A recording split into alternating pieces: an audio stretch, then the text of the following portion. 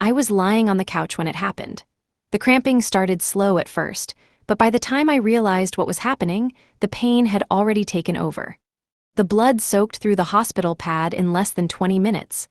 I sat there, in our pristine white sectional sofa, the one Ryan had insisted we buy for the photographs. The crimson stains spread quickly across the expensive Italian leather. Emma, our baby, the one we'd named after Ryan's grandmother, was gone. And in that moment, as the waves of pain rolled over me, I couldn't even bring myself to cry. Not when I knew what was waiting for me. Ryan was pacing the room, his footsteps heavy, his hands clenched into fists at his sides, his jaw tight with anger. He hadn't said anything, but I could feel the tension building. He was just waiting for the right moment to explode, and when he did, it would be bad. I tried to steady my breath, but the pain, both physical and emotional, was overwhelming. "You never wanted this baby," Ryan spat suddenly, his voice slicing through the quiet. His words were like a slap to the face. I looked up trying to meet his eyes, but all I saw was rage. Beneath it, something colder, something worse, relief. What had been a shared dream between us, Emma, was now just a memory, a fleeting image of a future that was no longer possible. I tried to stand, but the cramping doubled me over and I winced, clutching my belly as if that would make it stop. "Ryan, please," I whispered, my voice shaking. But he didn't hear me. He didn't care. "You never wanted her anyway," he said, his voice raw with anger. "This was your fault, wasn't it? You couldn't stand the thought of someone else being happy. Not Sophia, not your sister-in-law. You were jealous." My heart stopped. I couldn't believe what I was hearing. His mother, Victoria, stepped into the room just then. I didn't even hear her come in, but there she was, like a shadow, her presence filling the doorway. "She's always been jealous," she hissed, her voice dripping with venom. "Look what she's done now." I could feel her hands on me before I even saw her move. They gripped my shoulders with surprising strength, pushing me back into the couch, pinning me down. I tried to speak, tried to explain, but the words wouldn't come. How could I? They wouldn't listen. They didn't care. I couldn't move. I couldn't even breathe without it hurting. "You need to take responsibility," Victoria spat, her breath hot against my ear.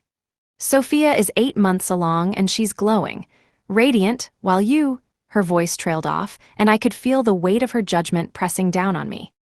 I felt the room close in. The pain in my body was nothing compared to the suffocating presence of them both. I needed to escape, but I couldn't. I was trapped, and as the blood continued to stain the leather couch, I realized that everything had changed. My marriage, my hopes, my future, they were all slipping away in front of me. I tried to speak again, to make them understand, but Ryan was beyond reasoning now. He didn't even hear me. His face twisted with a look of disbelief, like he couldn't wrap his mind around the idea that I could want this baby, that I could have loved Emma. But I had loved her. I had spent months planning for her. "I painted the nursery," I whispered, barely audible. "I bought her socks. I wanted this baby."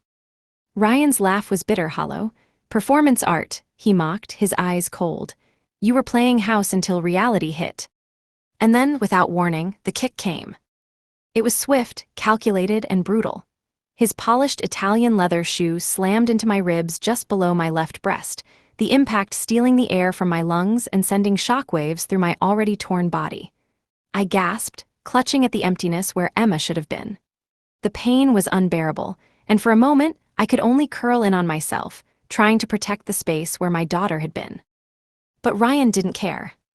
The next thing I knew, divorce papers were scattered across the coffee table, harshly flung in front of me like some kind of sick joke. His calm voice floated over me, almost as if he was talking about something as trivial as a broken appliance. "I had these drawn up last month," he said, his eyes never leaving mine. "After I saw how you looked at Sophia's baby shower photos, I knew then what kind of person you really were." I felt the blood drain from my face. Divorce, just like that. No emotion, no remorse, just the cold finality of his decision. "Get out," Ryan said, his voice low and businesslike. But I couldn't stand. The pain was too much. Every movement sent waves of fresh agony through my body. I felt the blood continue to seep through my gown, soaking through in an endless flow that felt wrong, that felt endless. Victoria's grip loosened from my shoulders, and I thought for a second that I might be able to escape, that maybe I could get out of this hellhole. But before I could move, Ryan's voice stopped me. "I can't even look at you tonight." I didn't know what to do. I didn't know where to go. I reached for my purse, fumbling for my phone, trying to dial my parents, but before I could even find the number, Ryan was already snatching the phone from my hand. "You can call them from somewhere else," he sneered. I was nothing, just a woman who had lost everything, and now I was being thrown away. The elevator ride down to the lobby felt like an eternity. The blood soaked through my hospital gown, and I watched it spread across the brass handrail. My reflection in the elevator mirror was unrecognizable, pale, broken, and covered in crimson stains. For a moment, I thought someone might help, might ask if I was okay. But when the elevator doors opened, I saw Marcus, the night security guard, sitting behind his desk, reading a paperback. He looked up, then quickly turned his attention back to the book, pretending not to see me. I understood then. Ryan had everyone fooled. He was the perfect golden boy, the successful businessman, the charming man who never complained. I was just the crazy ex-wife.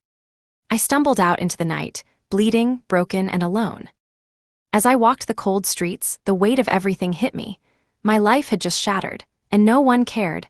I left the building, but it didn't feel like I was leaving anything. My world had crumbled, and the only thing that kept me walking forward was the sheer need to escape Ryan's presence. The pain in my body had gone numb. I didn't feel the cold air. I didn't feel the blood soaking through my gown. All I could hear was Ryan's voice, echoing in my mind, blaming me, accusing me of something I hadn't done. I made my way to the street, my body moving on autopilot, my mind a swirling mess of confusion and hurt. I tried to reach for my phone again, but my hands were shaking too badly to dial. I just needed to get away, get somewhere safe. Somewhere where I could think. I thought about calling my parents, but I wasn't sure I could make it that far. A taxi finally stopped, and I climbed in without a word, not even looking at the driver. The cab smelled like stale cigarettes, but I didn't care. I needed to get somewhere anywhere. The drive felt endless, the streets unfamiliar, even though I knew them well. Each passing block was another reminder of the life I used to have, the life that was now a distant memory. It all felt like it had happened to someone else. The pain, the humiliation, the loss, it was all too much. When the cab stopped, I stepped out onto the sidewalk and walked the rest of the way. My legs were shaky, my breath ragged, but I couldn't stop now. I couldn't stop moving. I rang the doorbell. My parents had been checking on me, worried about the miscarriage, but they had no idea what had happened since. No idea how far it had gone, how deep the betrayal cut. The door opened, and my mother's face fell when she saw me. The look in her eyes said everything. She knew something was wrong before I even spoke. But I couldn't speak. I couldn't find the words to explain. So I just walked past her, into the quiet house, collapsing onto the couch without a sound. It wasn't until hours later that I was able to speak at all. My mother sat with me, her hands gentle on my shoulders, but it didn't matter. Nothing mattered. "Ryan didn't even care," I whispered, more to myself than to her. "He never wanted Emma." My mother didn't respond right away. She didn't have to. The truth was in the silence. Ryan hadn't cared. He had never cared. The days that followed were a blur. I barely left the house, except for doctor appointments and the occasional trip to the grocery store. My mother, though worried, didn't push. She gave me space, but inside I was breaking. I had lost everything, the baby I had dreamed of, the man I had married, the life I had built. It all felt like it was slipping away. I should have been angry. I should have screamed at Ryan, told him everything he had done to me. But the anger never came. Instead, I was numb. Every day felt like the one before it, a constant replay of the same hurtful words, the same betrayal. It was as though I was floating through life, disconnected from everything around me. Ryan didn't call, he didn't try to contact me, but I knew he wouldn't. I knew what he had done, what he had decided. I had become the scapegoat, the one to blame for everything that went wrong in our lives. It was a week before I heard from him again. I was sitting on the couch, trying to eat something, anything, when my phone rang. My hands trembled as I picked it up, already knowing who it was before I even looked. "Hello," I said, my voice barely a whisper. It was Ryan. His voice was cold, distant. "I want you to leave, get out of my life." I didn't say anything at first. I couldn't. I just sat there, listening to his words, trying to process what he was saying. "I've already filed for divorce," he continued, his tone flat. "It's done." The words hit like a physical blow. I couldn't breathe. I wanted to scream, to throw the phone across the room, but I couldn't. I was paralyzed by his cruelty. The line went quiet for a moment. Then he spoke again, his voice almost mocking. "You'll never be a mother, not to my child." I didn't respond. I couldn't. I was drowning in the reality of it all. Ryan had taken everything from me, my baby, my hope, my marriage, and now, he was taking the last bit of dignity I had left. I hung up without saying another word, and for the first time since it all started, I felt a flicker of something, a spark of anger. It was the smallest thing, but it was there. It wasn't enough to bring me back to life, but it was a start. The next few days were a blur. My parents tried to help, but I couldn't bring myself to open up. Every time they asked how I was doing, I just nodded and said, "I'm fine." But I wasn't fine. I wasn't even close. I began to think about everything that had happened, about Ryan, about the lies, about the accusations. I couldn't believe I had let him control me for so long. How had I not seen it? How had I been so blind? But that didn't matter anymore. What mattered now was finding a way out, a way to rebuild my life, to find some meaning in all this pain. And that's when I decided I would fight back. Not with anger, not with vengeance, but with something stronger, truth. The truth about Ryan, about what he had done, about how he had broken me, and how I had survived. The truth would be my weapon, and I would use it. I would make sure Ryan understood that I wasn't just the woman he had walked away from. I was stronger than that. The days dragged on in a haze of silence. Ryan's absence left a hollow echo in the house, one that was more suffocating than his presence ever had been. I spent my time at my parents' house, doing my best to stay numb, to avoid thinking about what I had lost. But it was impossible. The pain never stopped, it was constant, a heavy weight that clung to me with every breath. One afternoon, just as the sun began to set, I received an unexpected message. It was from Victoria, Ryan's mother. I stared at the phone in my hand, not sure if I should open it. Part of me wanted to ignore it, to pretend she didn't exist. But another part of me knew I needed to know what she wanted. She was part of the problem, after all. The message read, "We need to talk. Ryan is struggling, you should come by." I didn't respond immediately. There was a part of me that wanted to yell at her, to accuse her of enabling Ryan's cruelty, of standing by while he tore me apart. But there was something else too, a feeling that lingered in the pit of my stomach. Something was off. I didn't go right away.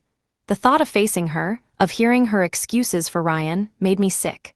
But as the hours passed, I couldn't shake the nagging feeling that this was the moment I had been waiting for, the moment when everything could change. That evening, I walked to her house, the familiar path feeling foreign beneath my feet. When I arrived, Victoria opened the door with a forced smile, her eyes scanning me before she stepped aside to let me in. The house was quiet, eerily so. It was the same house I had spent so many family gatherings in, the same house where I had once felt welcomed. But now, the air between us was thick with something unspoken. Victoria didn't waste time. "Ryan's been talking a lot about you," she said, her voice too calm, too controlled. "He's been having a hard time processing everything. He feels betrayed." I didn't respond at first. Betrayed, by me, my stomach twisted, but I held it together. "Why are you telling me this?" I asked, my voice tight. She sat down across from me, folding her hands in her lap. "Because you need to understand. He's hurting, he needs you." I couldn't believe what I was hearing. "He hurt me," I said quietly, my voice shaking. "He kicked me while I was bleeding. He doesn't care about me." Victoria's expression didn't change. She just looked at me, like she was waiting for me to say something else. "Ryan is angry," she said, "but I know you can fix this. You always were the good one in the family. You can make it right." I stood up suddenly, my heart pounding in my chest. "You don't get to say that. You have no idea what I've been through. You have no idea what he's done to me." Victoria didn't flinch. She didn't argue. She just stared at me with those cold, calculating eyes. For the first time, I saw the truth. She wasn't on my side. She was on his, always had been. Before I could say anything else, there was a knock at the door. A soft, polite knock. I turned toward the sound, my heart skipping a beat when I saw who it was. Ryan. He stood there, framed in the doorway, looking as though nothing had changed. His face was unreadable, but I could see the tension in his posture. His hands were clenched by his sides, his jaw tight. It was like he had walked into the room expecting everything to be the same, like nothing had happened. But everything had changed. "Ryan," I said, my voice shaking, "what are you doing here?" He didn't answer right away. Instead, he stepped inside, closing the door behind him with a soft click. "I needed to see you," he said, his voice low, almost rehearsed. "We need to talk. You need to understand why things happened the way they did." I took a step back, my stomach turning. "No, Ryan, I don't need to hear any more of your excuses." But he didn't listen. He walked closer, his eyes never leaving mine. "You don't get it," he said. "You think I'm the bad guy here, but you're wrong, you always were. You just couldn't handle the pressure. You couldn't handle everything." His words hit me like a punch to the gut. I wanted to scream, to throw something at him, but I held myself together. I couldn't let him see how much he still hurt me. "I don't want to talk to you," I said, my voice barely above a whisper. "I don't want to hear your lies anymore." Ryan stepped forward, his face hardening. "You need to understand this isn't over. I'm not done with you." My heart raced, panic rising in my chest. "What do you mean?" I asked, though I already knew the answer. "I'm not letting you go that easily," he said, his voice cold. "You can't just walk away. You have responsibilities you owe me." I shook my head, disbelief flooding my mind. "You don't own me, Ryan. You never did." For a moment there was silence. Then Victoria spoke, her voice soft but sharp. "He's right.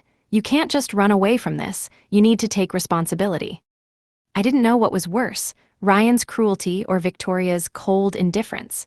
I had been trapped in this family, in this life, for so long that it almost felt like I was drowning. But I wasn't going to drown anymore. "I'm done," I said, finally finding my voice. "I'm done with both of you." Ryan's eyes flashed with something darker, something dangerous.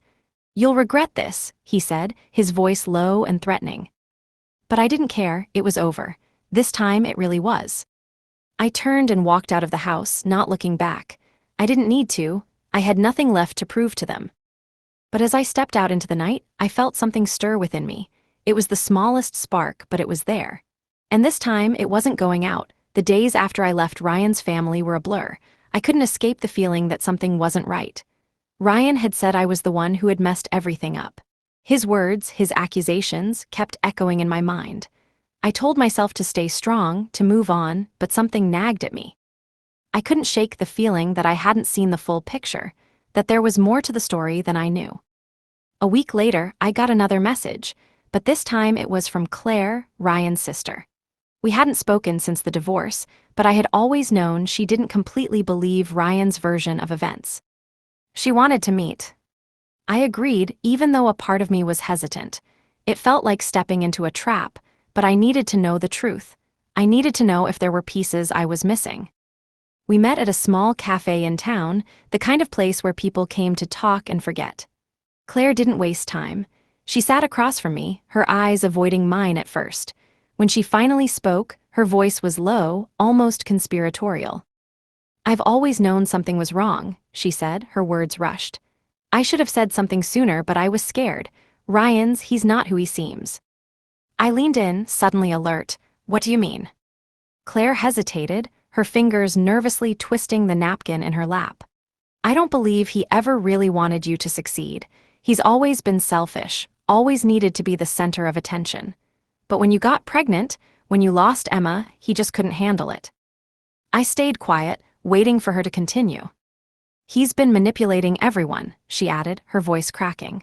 "The way he's told everyone about you, the jealousy, the accusations, it was all him, not you."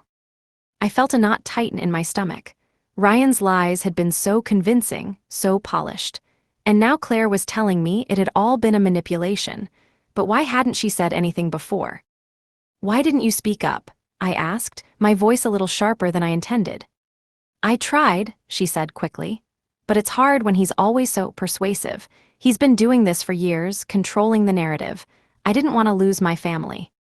I didn't know how to respond to that. The realization hit me hard. All the things I had believed about myself, all the guilt and shame I had carried for so long, had been based on a lie. Ryan had been twisting everything, feeding me false stories about jealousy, about how I had destroyed our marriage. But it wasn't just him. Victoria, his mother, had been complicit. They all had been.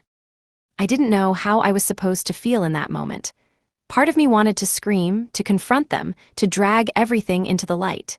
But another part of me, the part that had been broken by Ryan's lies, just wanted to walk away. Claire looked at me, her eyes pleading.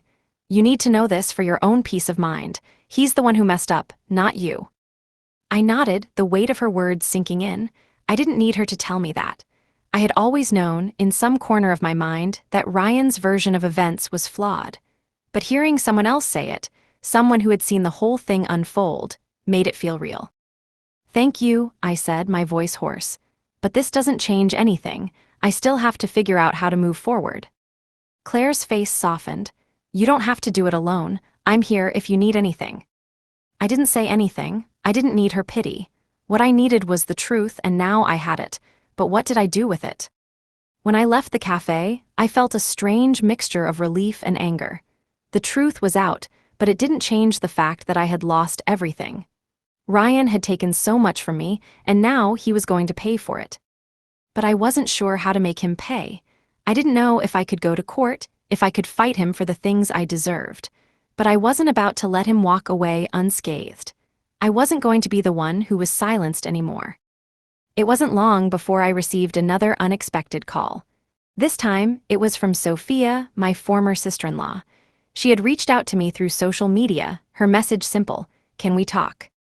I didn't hesitate. I needed answers. I needed to know if she had been as deceived as I had been. We met at a park, where she had chosen a bench to sit on. When she saw me, her face was filled with guilt. She looked as though she had something heavy on her mind, but she didn't speak right away. "I don't know how to say this," she started, her hands resting protectively on her pregnant belly. "But I owe you an apology." I wasn't sure what to make of it. "What do you mean?" "I believed Ryan," she said, her voice barely above a whisper. "I thought you were jealous of me, that you couldn't handle my pregnancy, but I was wrong." Her words cut through me, sharper than any of Ryan's accusations. She had been one of the people who believed his lies, and now, here she was, apologizing. "I should have known better," she continued. "He's always had a temper, always controlled everything. He made us all believe you were the problem." My heart raced as I listened. It was one thing to hear Claire's confession, but to hear it from Sophia, who had once been part of my life, was something else entirely. "I should have spoken up," she added, tears welling in her eyes. "I should have told people what I saw. I'm sorry." I didn't know what to say. The words were stuck in my throat. But the more she spoke, the more I realized that Ryan's web of lies was much bigger than I had imagined. He had manipulated everyone, twisted the truth to fit his narrative. And now, after everything he had done, he was still trying to control the story. I wasn't going to let him. I wasn't going to be his victim anymore. And I was going to make sure the world knew the truth. The truth was out, but it felt like I was still caught in Ryan's grip. His lies, his manipulations, they hadn't disappeared just because I knew them for what they were. They had been so ingrained in my life that even now, knowing the truth, I couldn't shake the feeling of being trapped. But I was done. Done being controlled, done being silent, done letting him get away with everything. It started with a phone call, the one I had been dreading. "Ryan." I didn't even need to look at the screen to know who it was. His name flashed on my phone like a warning sign. My hand trembled as I swiped to answer, but I held my breath and braced myself. "Hello," I said, my voice surprisingly steady. "Where are you?" Ryan's voice came through the line, cold and demanding. "We need to talk." I could feel the anger rising, but I kept it in check. "I don't have anything to say to you." There was a pause, then a low laugh. "You don't have a choice. I'm coming to get you." I felt my heart rate spike. "You're not coming near me," I snapped, "and you're not controlling me anymore." His tone turned sharp, desperate. "You don't get it, do you? I'm your husband. You don't get to just walk away from me." "I already have," I replied, "and I'm not coming back." I hung up before he could say anything more. But that wasn't the end of it. The next few days were filled with texts, calls, and messages, each one more forceful than the last. He wanted to meet. He wanted to talk. He wanted to fix things. but I knew better. Ryan wasn't interested in fixing anything. He just wanted to keep me under his control, and he would stop at nothing to do it. I decided it was time to take action. I reached out to my lawyer, the one who had been advising me through the divorce, and started gathering everything I needed.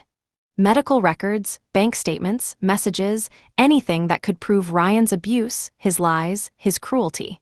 I wasn't going to let him get away with it anymore. Every time I thought about the things he had done, kicking me when I was at my lowest, the constant manipulation, the lies I had swallowed for so long, it made my blood boil. I couldn't believe I had let him treat me like that for so long, but I was stronger now. I wasn't going to stay quiet anymore. But as I started preparing for the next step, something unexpected happened. Sophia reached out again. This time, it wasn't an apology, it was a warning. "I don't know if you know this," she started, her voice trembling, "but Ryan's been asking questions. About you. He's been talking to people in the building, trying to find out where you are. I think he's planning something." My stomach dropped. "What do you mean, planning something?" "I don't know, but I don't like it," she said, her voice sharp with fear. "He's been asking about you, about what you're doing. People are starting to talk." I had a bad feeling about this. Ryan was always one step ahead, always manipulating the situation in his favor. But now, it seemed like he was getting desperate. "I'll handle it," I said, though I didn't know how I was going to.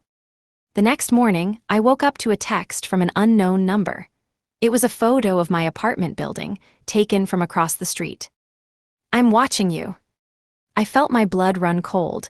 It wasn't just the message, it was the timing. Ryan had been asking about me, he was watching me, he was closing in. I couldn't let him find me, not when I was so close to finally being free. I packed a bag quickly, throwing in only the essentials. I wasn't planning on being gone long, but I couldn't stay here, not with Ryan getting closer. I drove for hours, not stopping until I was far from the city. My mind raced with thoughts of what Ryan was capable of, what he could do if he found me. But I wasn't going to be the one who ran anymore. This time, I was fighting back. I made a plan to meet with my lawyer in a few days to discuss the next steps. The divorce, the custody of the baby I'd lost, the things Ryan had done to me. Everything was going to come out into the open. But then, as if fate itself was pushing me into the next stage of this fight, I received another message. This time, it wasn't from Ryan. It was from Mrs. Rodriguez, the neighbor. She had been the one who had witnessed the night Ryan kicked me out of the apartment, the night everything had fallen apart. She had been the only one who truly saw what happened. And now, she was ready to give me something I hadn't expected. "I have something you need to see." I stared at the message for a long time, my mind racing.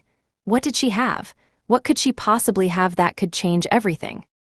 I had to see it, I had to know. I called her immediately, my voice tight with anticipation.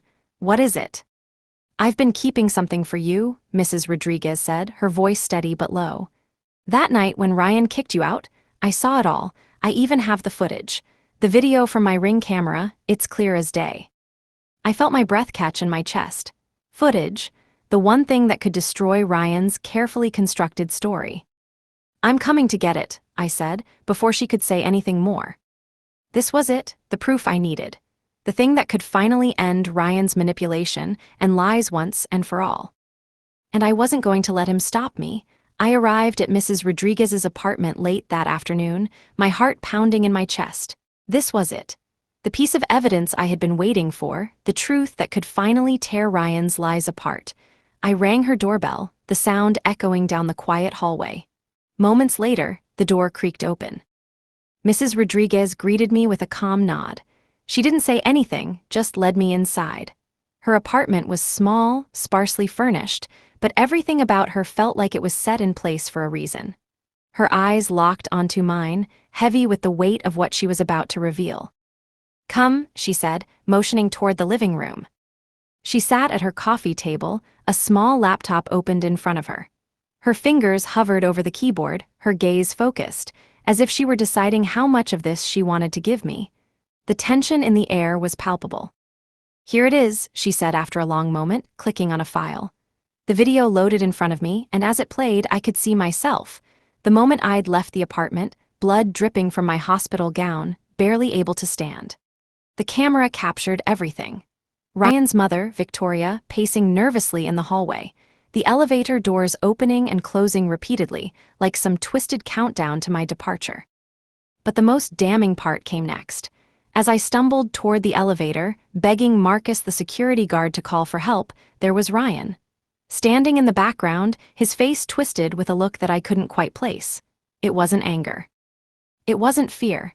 It was something darker, something I hadn't been able to see clearly until now. He knew he had planned it. My blood ran cold. This wasn't just an act of negligence. Ryan had orchestrated everything. He had set me up, made me out to be the crazy, unstable wife, while he played the victim. But there it was, in black and white, proof that Ryan had let it all happen, that he had been a willing participant in my suffering. I looked up from the screen, my hand shaking as I turned to Mrs. Rodriguez. This can destroy him. She nodded silently, her eyes filled with knowing. I've already filed my statement with the police. I've been holding on to this for a reason, waiting for the right moment to share it with you. I didn't know what to say. The weight of the footage, the implications of it, hit me like a physical blow.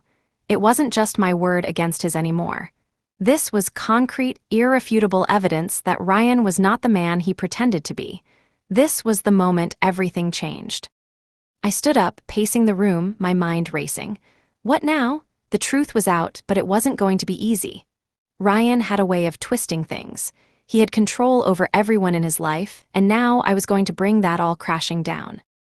"Are you sure you want to do this?" Mrs. Rodriguez asked softly. "Once you expose him, there's no going back." I didn't hesitate. It's time.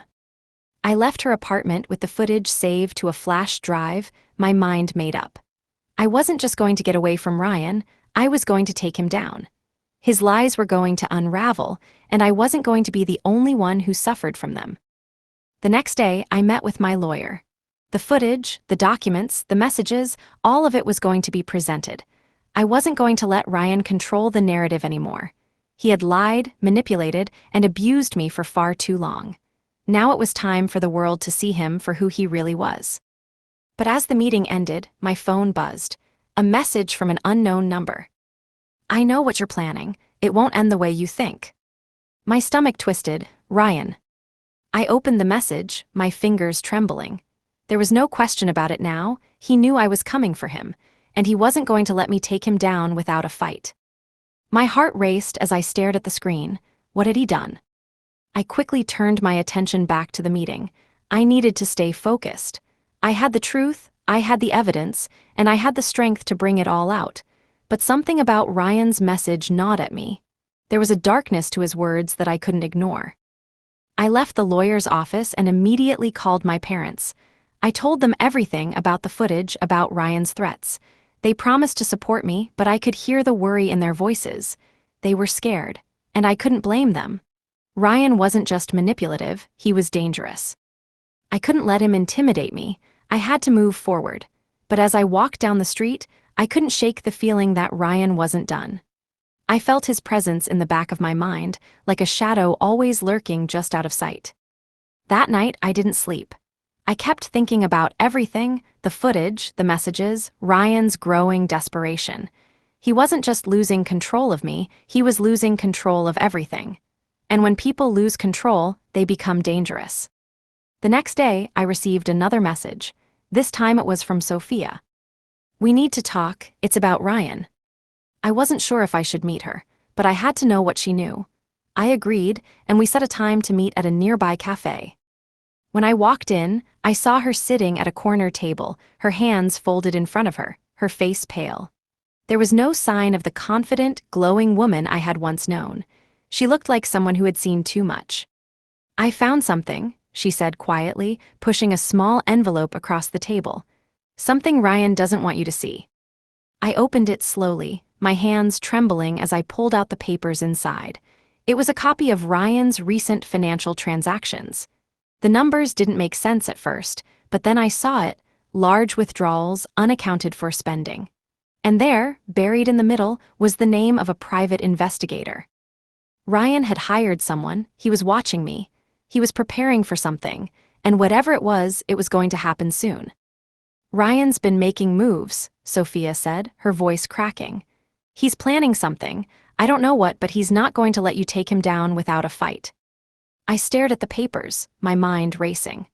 Ryan was coming for me, and I had to be ready. Sophia's warning hung in the air long after I left the cafe. The papers in my hand seemed to burn with the weight of their truth. Ryan wasn't just playing a game. He was preparing for war. I couldn't understand what he hoped to achieve, but I knew one thing for sure: he wasn't going to go down without dragging me into the depths with him. I couldn't afford to let my guard down. Not now, not when the stakes were this high. As soon as I got home, I started going through the papers. The private investigator's name kept appearing in the financial documents. Large payments, specific dates, and travel expenses. This wasn't just about surveillance. Ryan was building a case against me. I was the target. I rushed to my computer, digging into the investigator's background. The more I uncovered, the darker the picture became. This man had a reputation for cleaning up messy situations, which meant he was no stranger to blackmail, intimidation, and manipulation. Ryan wasn't going to just let this go. He was going to use whatever means necessary to destroy me. I felt a wave of panic rising in my chest, but I pushed it back. I couldn't let him have the satisfaction of knowing he was breaking me. I had to stay ahead of him. I had to be smarter.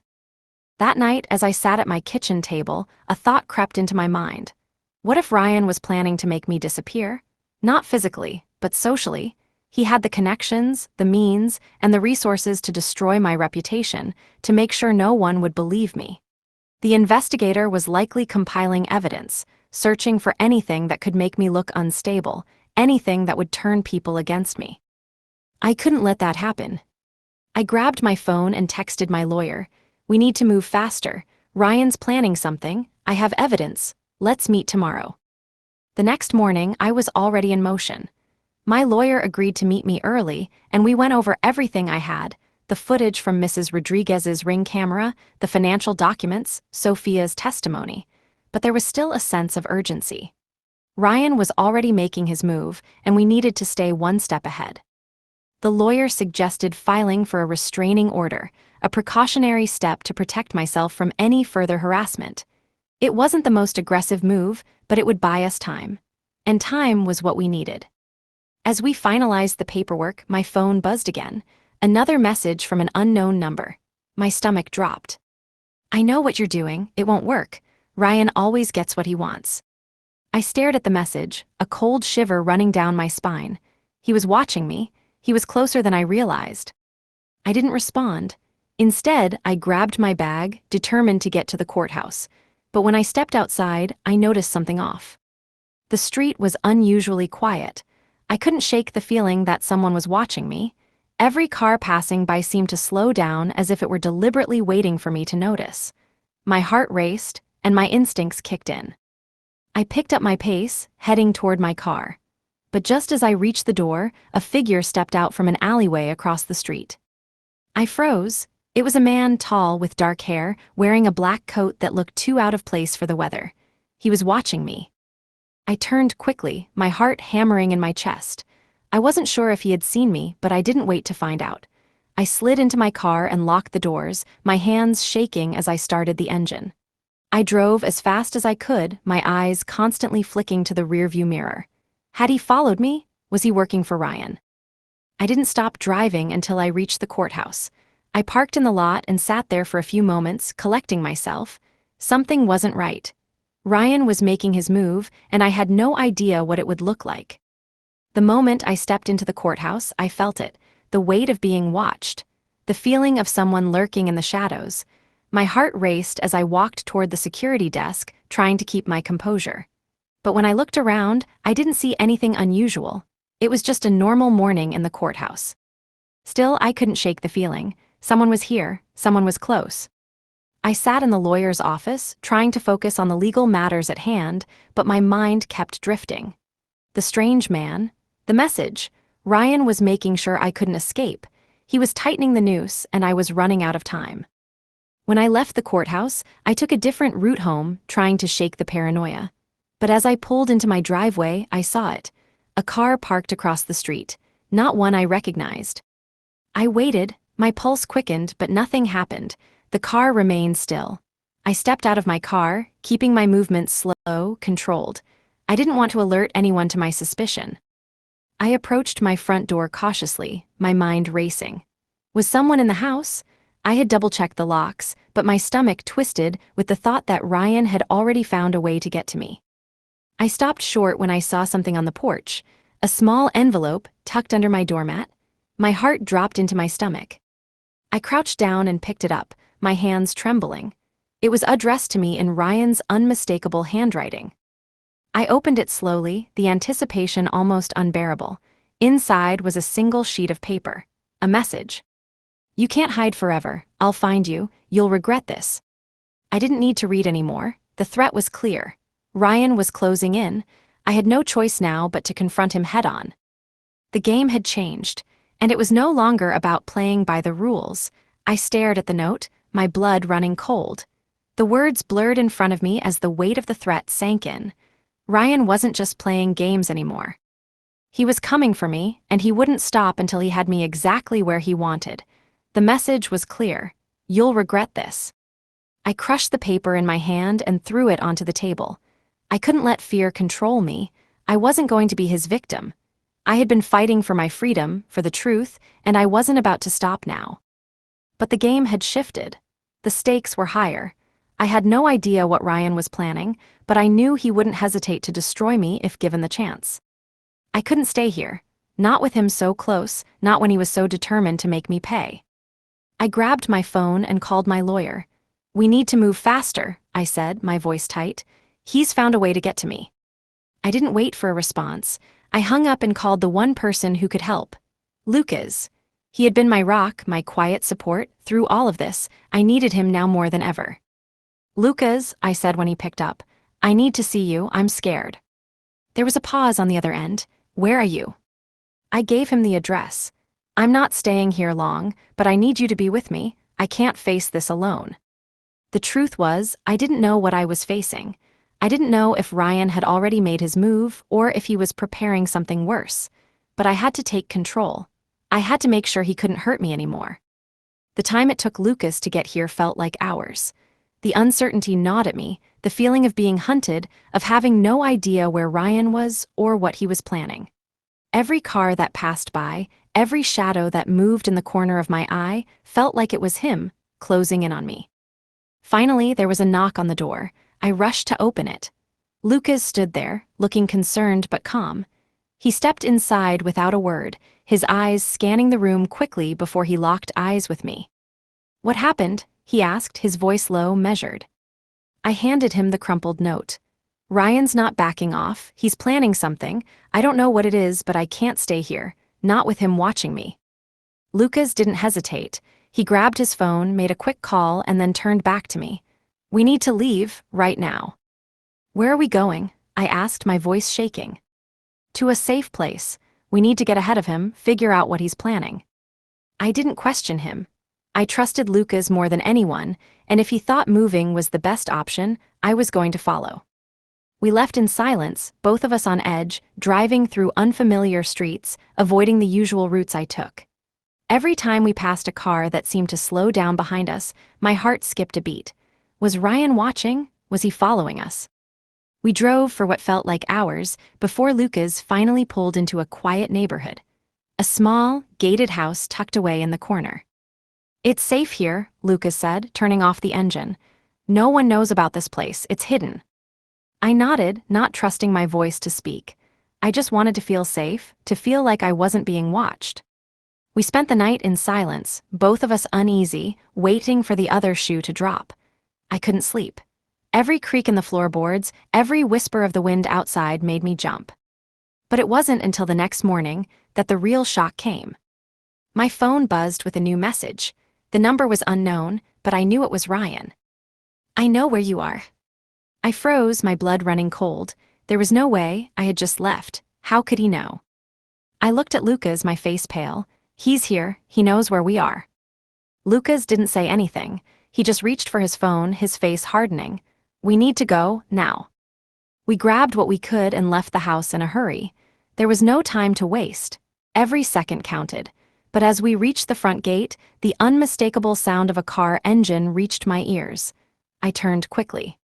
A black SUV rolled into view, slowly pulling up to the entrance of the neighborhood. I recognized it immediately. Ryan.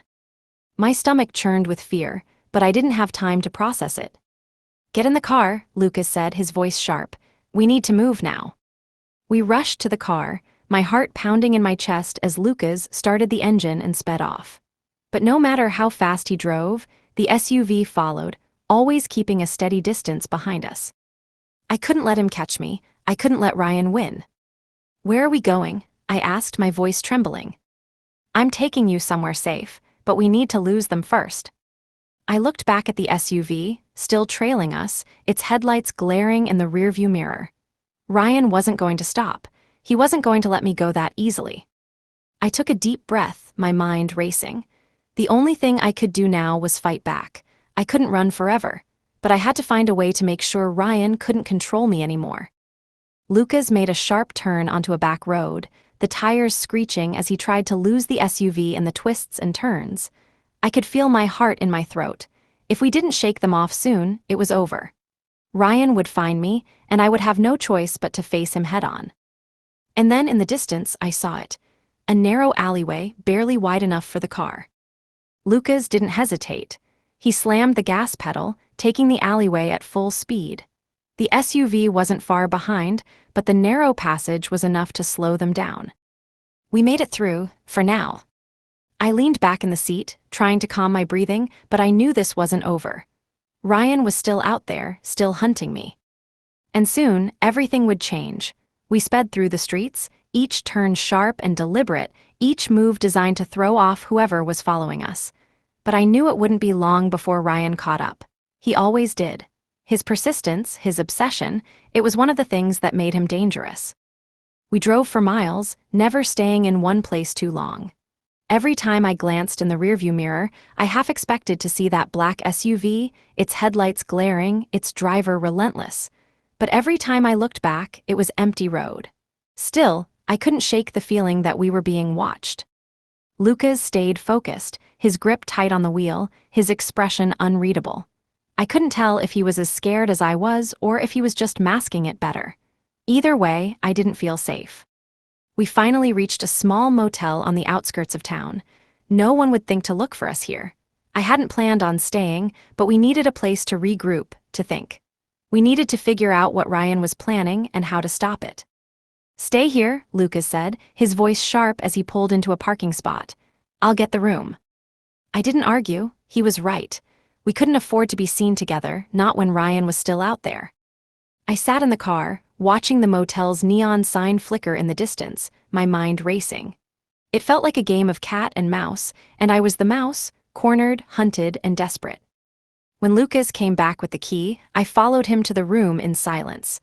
The motel was cheap, the walls thin, but it was enough for now.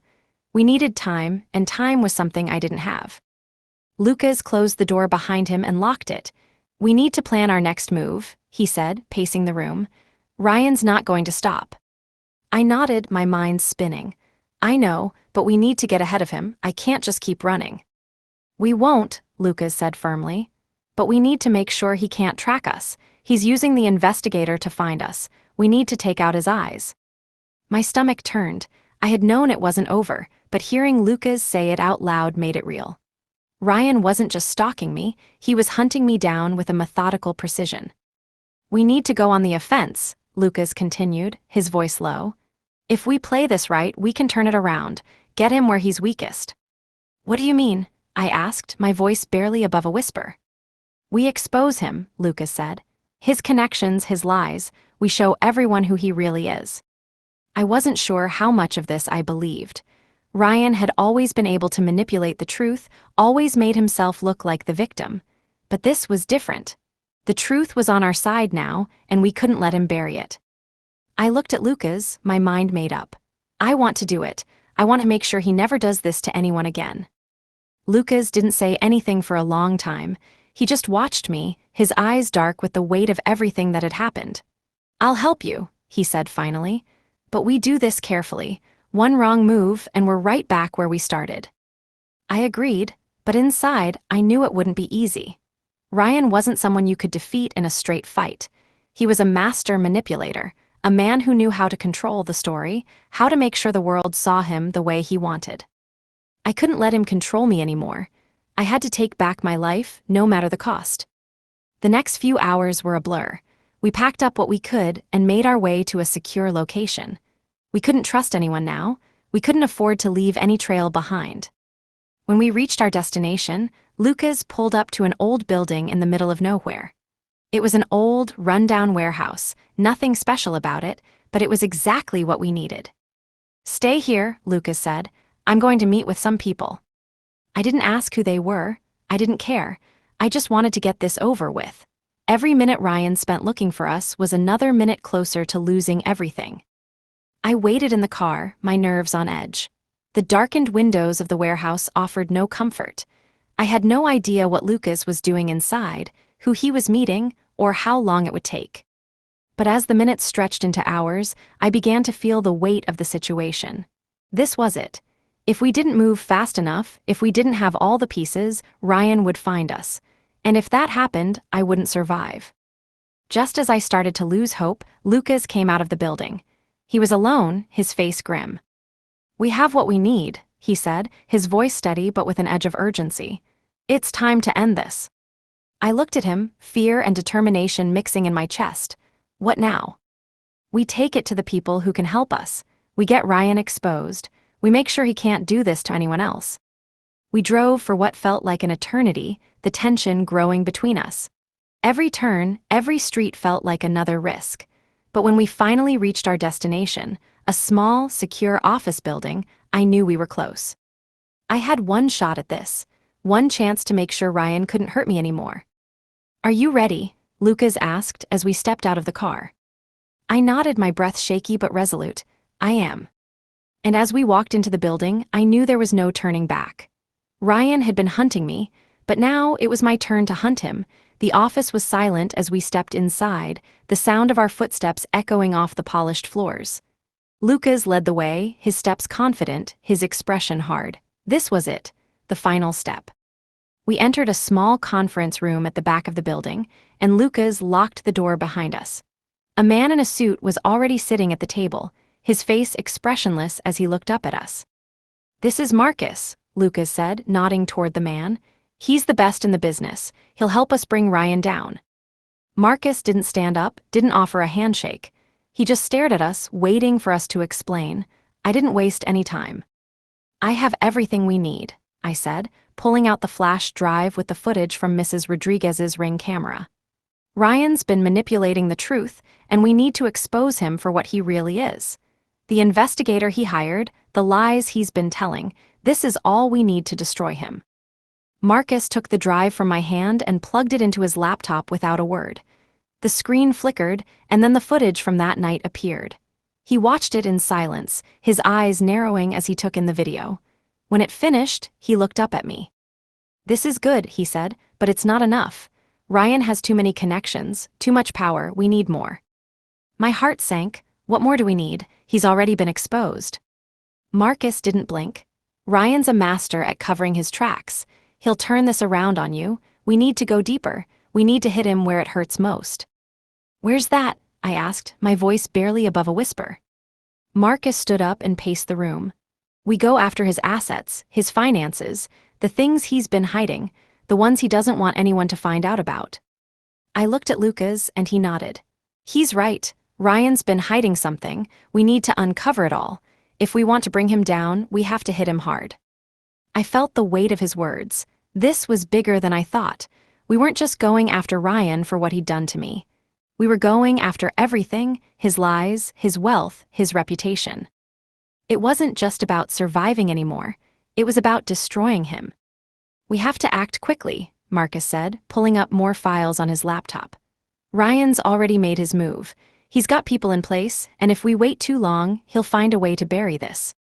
I felt a cold wave of fear wash over me. How far was Ryan willing to go? He had already shown he would do anything to keep control. What if he came after me again? "Marcus," I said, my voice shaking, "are you sure we can pull this off? He's dangerous. He has connections everywhere." Marcus didn't flinch. That's why we need to act fast. We have the truth on our side, and with the right leverage, we can make sure he can't escape it.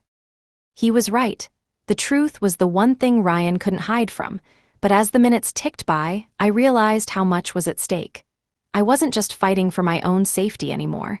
I was fighting for my future, for everything Ryan had stolen from me. "We'll do it," I said, my voice steady now. "Let's bring him down." Marcus nodded and began typing quickly on the laptop. "I'll gather the intel we need. I have a few contacts who can help us get into Ryan's financials, but we need to move fast. If we wait too long, Ryan will figure out what we're doing." Lucas stood next to me, his hand resting lightly on my shoulder. "We're in this together," he said quietly. "Whatever happens next, we'll face it as a team." I nodded, but the unease still lingered. I couldn't shake the feeling that Ryan was already one step ahead. What if he knew we were coming?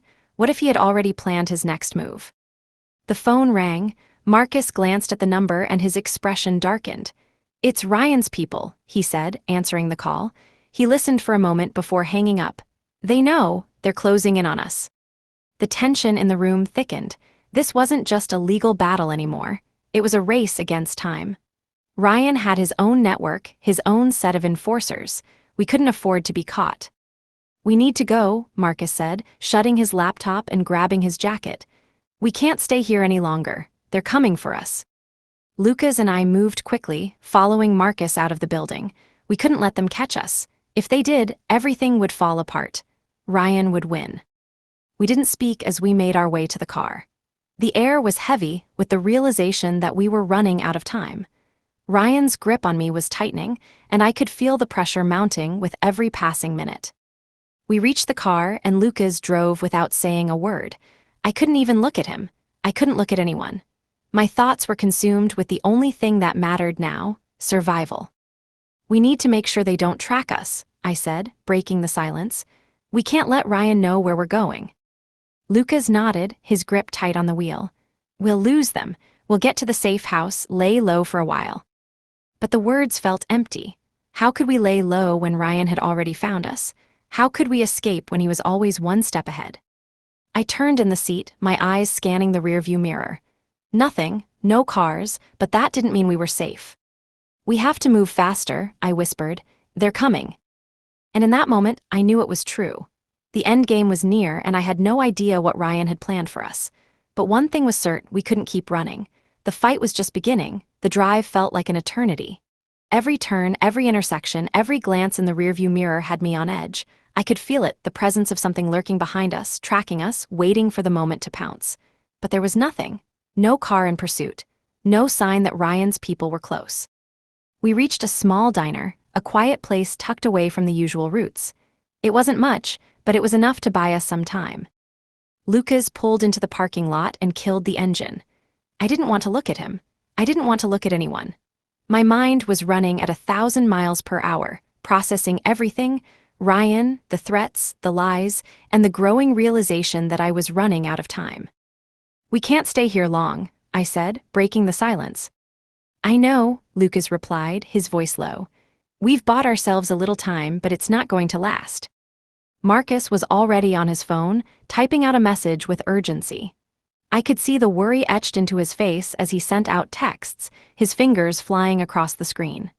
Every few seconds, his eyes flicked to the door, like he was expecting someone to come through it at any moment. "What's going on?" I asked, unable to ignore the tension any longer. "They've made contact," Marcus said, his voice clipped. "Ryan's people, they know we're here." My stomach dropped. How did they find us? Marcus didn't answer right away. He didn't have to. The reality was already sinking in. Ryan had been one step ahead this whole time. He wasn't just trying to get to me. He was trying to eliminate everyone who stood in his way. "We need to move," Lucas said, his voice sharp. "Now." We didn't waste any time. The plan had already been set in motion. I knew what we had to do. It wasn't just about getting away from Ryan anymore. It was about ending this, making sure Ryan couldn't hurt me or anyone ever again. As we stepped out of the diner, I saw a black car parked across the street. Its headlights were off, but I knew, I could feel it. Ryan's people were waiting for us to slip up, waiting for us to show our hand. I turned to Lucas. We can't go back to the safe house, it's compromised. I know, he replied. But we can't stop, not now, we'll head to the backup location. We piled into the car, Marcus taking the wheel. There was no time to think. Every second was critical. The backup location was a remote facility, hidden far off the grid, the kind of place that would take someone like Ryan days to find. But even with the promise of safety, I couldn't shake the feeling that we weren't alone. We hit the road again, driving as fast as we could, but the black car wasn't far behind. Every time we took a turn, every time we sped up, they were right there. I could feel their presence, like they were watching us, waiting for us to slip. I kept my eyes on the road, my mind racing. We couldn't let them catch up. If Ryan's people cornered us, it would be over. They would stop at nothing to silence us. We need to lose them, I said, my voice tense. Now. Marcus nodded, gripping the wheel tighter. I'm going to take a detour, hold on. I could feel the car lurch forward as Marcus sped up, taking sharp turns down side streets, trying to lose the black car. But it was always there. The headlights glared in the rearview mirror, unwavering, relentless. I turned to Lucas, my heart pounding in my chest. We have to do something, we can't keep running. We don't have a choice, Lucas said, his voice grim. Not yet. We need the evidence to destroy him. The financials, the footage, that's our leverage. But I wasn't sure how much longer we could keep running. We were driving in circles now, constantly checking the rearview mirror, constantly looking over our shoulders.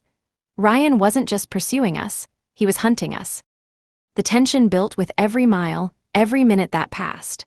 Finally, after what felt like hours, we reached the backup location, a small, hidden facility on the outskirts of town. It was secluded, fortified, and as far off the grid as we could get. But as we pulled up to the gates, I froze. The black car was there. It was parked at the entrance, waiting for us. Marcus didn't stop. He drove straight past the gates, the tires screeching as we made a sharp turn down a hidden road. They've been here already, he said, his voice low. They know where we're going. I felt my heart sink. It wasn't just that Ryan's people had found us. They'd been here. They knew our every move. How? I whispered, my mind spinning. They've been watching us, Lucas said, his voice tight. They knew we'd come here. Ryan's been one step ahead the entire time. We were being boxed in. No matter where we went, Ryan was closing in on us, and it felt like there was nowhere left to hide. We need to confront him, I said, my voice shaking but determined. We can't keep running, we need to expose him, now. Marcus turned to me, his face hard. You're right, but we need to be ready. Ryan's not going to give up easily. He won't go down without a fight. And that was the truth. Ryan was dangerous, ruthless, and if we were going to face him, we needed to be prepared for whatever he threw at us. I wasn't ready to lose, not now, not when we were so close to ending this, but I knew it wasn't going to be easy. The final showdown was coming, and when it did, it would be all or nothing. Let's do this, I said, my voice steady. And with that, we prepared to face Ryan, knowing that whatever happened next would change everything. We reached the old warehouse by nightfall, the once humming factory now a shell of its former self. The broken windows, the rusted doors, it was the perfect place for Ryan to hide his secrets. And now, it was the place where it would all end. I had no illusions left. The moment we entered this building, there would be no turning back. We parked a few blocks away and approached on foot. The shadows of the city swallowed us, the quiet streets offering no comfort. I had my hand on my phone, ready to call for help if things went south, but I didn't believe it would matter. If Ryan had prepared for this moment, we wouldn't get out alive without exposing him first. Lucas checked the map on his phone. It's just ahead. We go in, expose him, and get out. No mistakes. I nodded, but the words felt hollow. Ryan wasn't going to make this easy. He had been planning this for months, maybe longer. We were walking into his trap. I could feel it. We stopped at the corner of the building, the warehouse looming ahead, and waited for the signal. There was no sign of movement, no guards, no cars, nothing. It was almost too quiet. The whole place felt like a ghost town, and that only made the hairs on the back of my neck stand up. Marcus gave a quick glance to the two of us and moved first, heading toward the back entrance. I followed, my breath quickening with every step. The moment we reached the door, I heard it, A muffled sound like a door creaking open. The hair on my arms stood up. I glanced at Lucas. He nodded, his face tight with resolve. We couldn't stop now. Marcus slowly pushed the door open, and we slipped inside. The warehouse was empty, the walls lined with old crates, a faint smell of dust in the air. But there were signs of life, footsteps, scurrying shadows in the distance. Ryan's people were here. I turned to Lucas. This is it, we expose him now. We moved deeper into the warehouse, our footsteps barely audible on the concrete floor.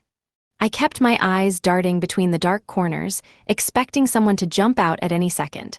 We were walking blind, but we didn't have much of a choice. The further we went, the more I felt Ryan's presence. It wasn't just the space he controlled, it was his power, his manipulation. He was here, and he was waiting. Finally, we reached the far corner of the building. The shadows parted slightly, and I could see a dim light spilling from a cracked doorway. Marcus moved toward it, his steps sure and silent. I could feel the tension building, the thick air pressing down on me. We were close. Without a word, Marcus opened the door. The room was small, almost claustrophobic, the walls covered in dark paneling. At the far end, a desk sat under a single lamp. Ryan stood behind it, his back to us, hands folded in front of him. He knew we were here. "You really think you can beat me?" His voice was calm, too calm. He didn't even turn around as we entered the room. "You should have stayed out of this. You should have just walked away." "Not anymore," I said, my voice firm. "You've been playing everyone, Ryan, and now it's time for the truth to come out." Ryan finally turned, his smirk like a scar on his face. "The truth?" He laughed softly. "You think you're the only one who has a truth to tell? You're nothing. You've always been nothing." The room seemed to close in. Every word he spoke was like a punch, but I didn't flinch. Not this time. "I've got all the proof I need," I said, pulling the flash drive from my pocket. "Your lies, your manipulation, it's all here. And when people see what you've done, your precious empire will crumble." Ryan's smile faltered for a moment, and that was all I needed to see. He knew we had him. "I can still stop you," he said, his voice suddenly cold. "You think you're in control, but you're not. You think this is going to work out the way you want, but it won't. You don't have the power to finish this." I didn't wait for him to say more.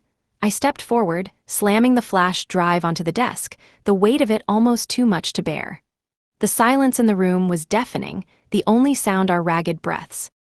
Ryan stared at the drive, his gaze flicking back and forth between it and me. I could see it in his eyes, he knew we had him. But then the door slammed shut behind us. I whipped around, my pulse racing. There were 4 men standing at the door, their faces blank, their eyes trained on us. Ryan's back up. "You should have stayed out of it," Ryan said, his smirk returning. "Now you'll see what happens when you try to expose me." I felt the blood drain from my face. The odds had just shifted. We were outnumbered, outgunned, and surrounded, and Ryan wasn't going to let this go easily. I reached for my phone, but before I could even unlock it, one of the men lunged forward, slamming me into the wall. The phone dropped from my hand, skittering across the floor. Lucas stepped forward, pushing one of the men back. "Don't touch her." But they were too fast. They swarmed us, pulling us apart, pushing us down to the ground. I couldn't breathe, couldn't think, as I struggled to break free from the grip that held me. Ryan stepped forward slowly, watching us with cold, calculating eyes. "You really thought you could take me down, didn't you?" he said, his voice dripping with contempt. I had to do something. I couldn't let him win. I couldn't let him control me anymore. I reached for the nearest object, a chair, and swung it at the man holding me. It hit him in the chest, and for a moment, he stumbled back, giving me the space I needed. I grabbed my phone and hit send, sending the footage to my lawyer, to the authorities. "This is over, Ryan," I said, gasping for air. Ryan's face twisted in rage. "You think you can just walk away from this? You're mine. You've always been mine." But he was wrong. I wasn't his anymore. And as the sound of sirens grew louder outside, I knew it was over. Ryan's empire was crumbling, and I was the one who would bring it down. The sirens grew louder, cutting through the tension in the room. Ryan's face twisted with disbelief. For a moment, he froze, as though the sound of approaching justice was a foreign concept to him. He turned toward the door, his eyes wide, calculating, but it was already too late. "Do you really think you can escape this?" he sneered, but the anger was edged with fear now. He glanced at the men around him, who looked equally uncertain. I could hear the footsteps of officers now, racing down the hallway, closer. "You've lost," I said, my voice steady. Ryan's gaze flickered back to the men who had held us. His control was slipping. I could see it, the weight of the realization that everything he had built, everything he had planned, was collapsing. He had never expected someone to fight back, to expose him so fully. But the real battle was just beginning. One of the men by the door stepped forward, his eyes darting between me and the approaching officers. He hesitated, unsure, but the moment of indecision was enough for Lucas. He lunged forward, grabbing the man by the collar and slamming him into the wall. There was no hesitation now, no fear in his movements. It was pure instinct, fight or be silenced. Ryan's eyes flashed with anger, and he pulled something from his coat pocket. A gun. I froze, but the officers were right there. The door burst open, and officers flooded into the room, weapons drawn. "Drop it," one of them shouted. Ryan didn't even flinch. In one swift motion, he raised the gun, aiming straight at me. Time seemed to stretch as I stared at the cold barrel of the weapon. But before Ryan could pull the trigger, a loud bang rang out, sharp and echoing. My breath caught in my throat, but it wasn't from Ryan's gun. The officer next to me had fired, hitting Ryan's arm and causing the gun to fall to the floor with a loud clatter. Ryan screamed in pain, stumbling back as the officers rushed forward to restrain him. "Get down," one of the officers shouted at us. Lucas shoved me to the ground, his body protecting mine as the officers took control of the situation. My heart was racing. Everything felt like it was happening too fast, too suddenly. Ryan was on the floor now, screaming as the officers handcuffed him. "You can't do this," he yelled, his voice hoarse.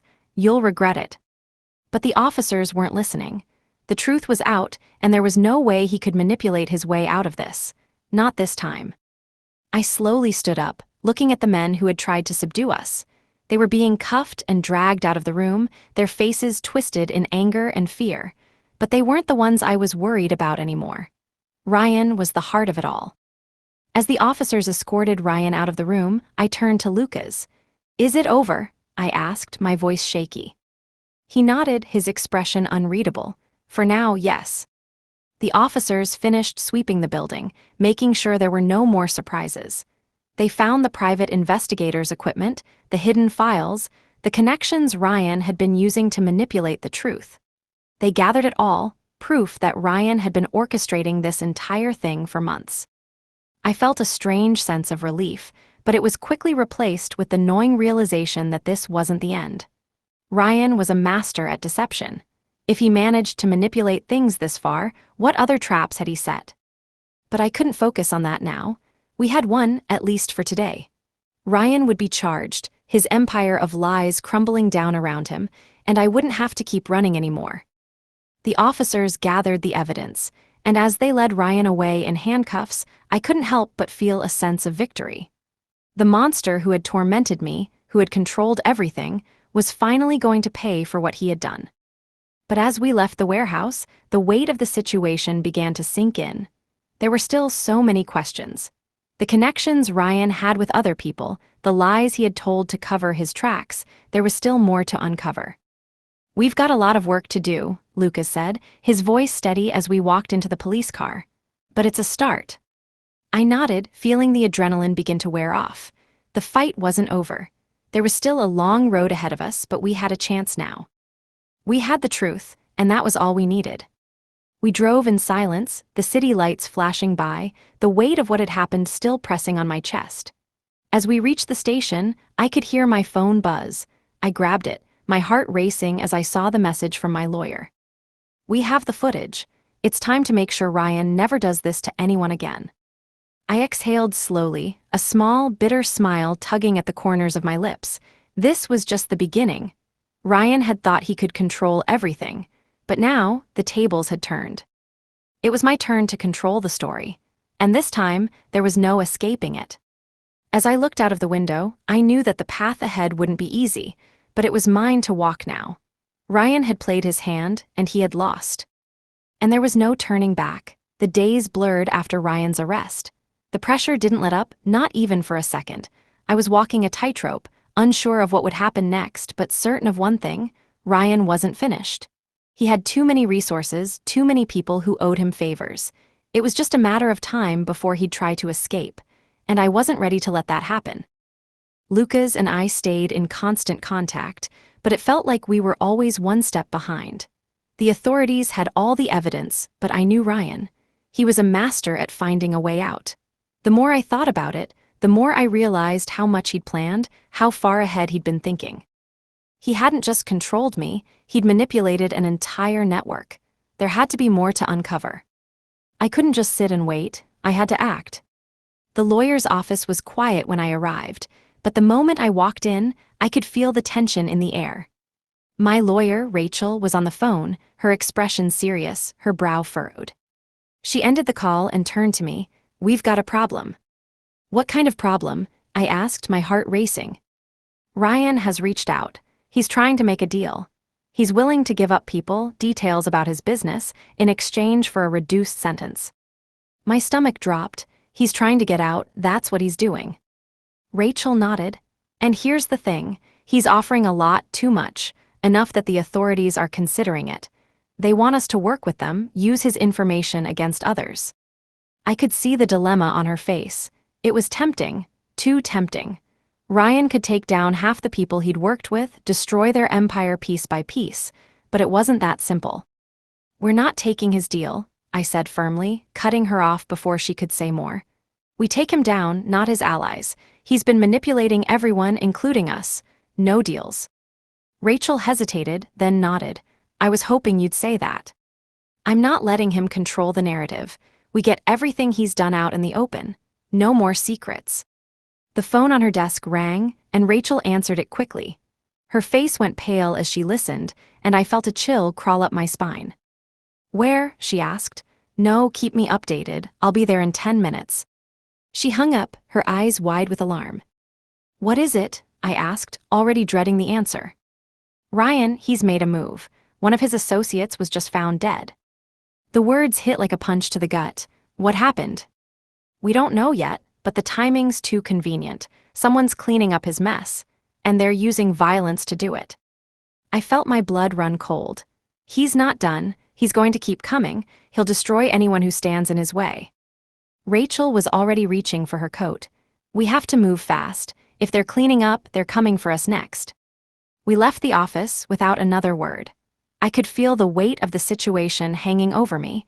I wasn't just dealing with Ryan anymore. I was dealing with people who would kill to keep their secrets hidden. When we arrived at the crime scene, the atmosphere was tense. The police had the area blocked off, but Rachel had enough connections to get us in. We walked through the yellow tape and into the building. It was a small apartment complex, nothing special, but it was the scene that caught my attention. The body was sprawled on the floor, a pool of blood surrounding it. The victim's face was bruised, unrecognizable, but his body language told a story. He had fought back. He wasn't a pawn. He was someone who had been trying to escape. Rachel's eyes scanned the room, her expression grim. "This is Ryan's doing. Someone wanted him silenced before he could talk." I turned to her, the realization hitting me hard. "You think he's going after everyone he's worked with?" "Exactly. This is a warning. If we don't find out what he's hiding, we'll be next." I couldn't breathe. The walls were closing in, and no matter where I went, Ryan was always a step ahead. He was using people like pawns, willing to kill them to protect himself. But now, I had no choice but to fight back. We left the apartment and headed straight for the police station. The clock was ticking, and I had no time to waste. I had to get the information Ryan was hiding. When we entered the building, I was met with the serious faces of the officers who were working the case. "Anything new?" I asked, my voice low. "We've identified the victim," one of them said, looking up from his desk. "His name's Eric Donovan, a known associate of Ryan's. He was involved in some shady business dealings. But what's concerning is the fact that he had documents on him, documents we need to see." I felt a spark of hope. "Do you have them?" The officer nodded. "We'll need a few more hours to go through them, but there's something in there, something big, and it's tied to Ryan's empire." I didn't wait for him to finish. "I want those documents, now." The officer hesitated. "We can't just." "Do you want him to get away with this?" I cut him off. "I don't care what it takes. We need that information before he wipes it all clean." Rachel stepped forward, her eyes hard. "We'll take responsibility, just give us the documents." It took a few more minutes, but the officer finally agreed. They handed over a folder, thick with papers. I opened it as quickly as I could. My eyes scanned the pages, each one more damning than the last. They were financial records, names, locations, and transactions, things Ryan had hoped would never see the light of day.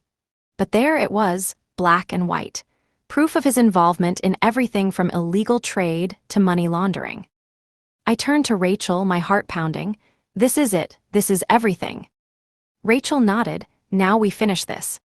But just as we thought we were getting ahead, my phone buzzed. One message. "You think you can stop me? I will bury you. It's not over, it's just beginning." Ryan wasn't finished yet. He was still out there, still hunting.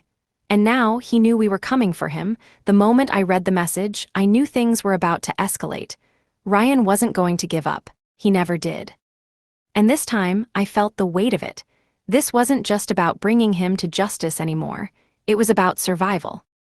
I closed the folder, the contents heavy in my hands. We had the proof now, everything we needed to expose him. But that wasn't enough. Ryan had too many people in his pocket, too many who would do anything to protect him. "We need to move fast," Rachel said, her voice sharp. "We don't have much time. Ryan's going to try to erase everything, and we can't let him." I nodded, gripping the folder tightly. But the reality hit me harder than I expected. Ryan was still out there, still pulling strings, and he knew we had him. Every second felt like we were walking a tightrope, one misstep away from losing everything. Lucas called me as I was leaving the station, his voice urgent. "They found him." I froze. "Who?"